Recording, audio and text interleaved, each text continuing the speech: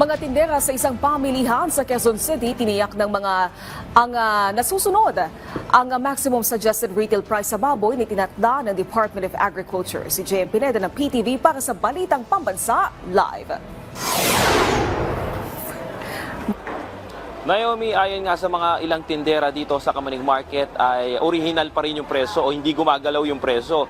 Yung ibinibenta nilang baboy simula na magpatupad ng maximum suggested retail price. Ibig sabihin niya na kung ano yung presyo nila nung bago magpatupad ang MSRP, yun pa rin yung presyo na ibinibenta nila sa kanilang mga customer.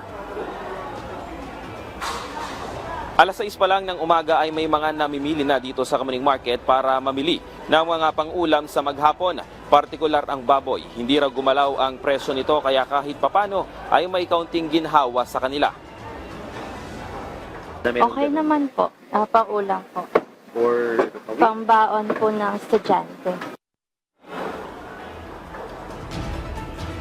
Ang ilang mga tindera naman ng baboy gaya ni Aling Noemi, pinipilit na sumusunod sa maximum suggested retail price na itinakda ng DA. Pero paminsan-minsan daw ay nalulugi rin sila dahil sa laki ng puhunan. Sabi namin, yung kumukuha sa figure, hindi nagbababa sa amin. Ganun pa rin ang pahango, mataas. Ngayon, hindi kami pa makasunod ng balitang ganon, sinasabi namin sa customer. Sa ngayon, walang paggalaw ng presyo sa baboy na sa Kamaning Market dahil nag-a-adjust pa umano ang ilang mga tindera sa presyong ibinigay ng Department of Agriculture. Naglalaro pa nga sa 380 pesos hanggang 400 piso ang presyo ng kasim at pigay ng baboy dito.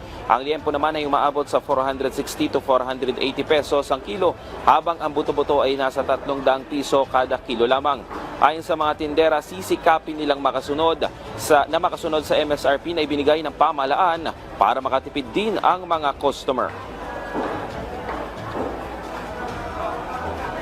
Naomi, para naman dun sa bigas, sumusunod naman yung ilang mga tindero at tindera dito sa MSRP, which is yung 49 pesos kada kilo naman. Pati yung kadiwa ng Pangulo na nagbebenta ng 29 pesos kada kilo ay talagang sinusunod nila. Yan muna ang latest dito sa Kamaning Market. Balik sa iyo, Naomi.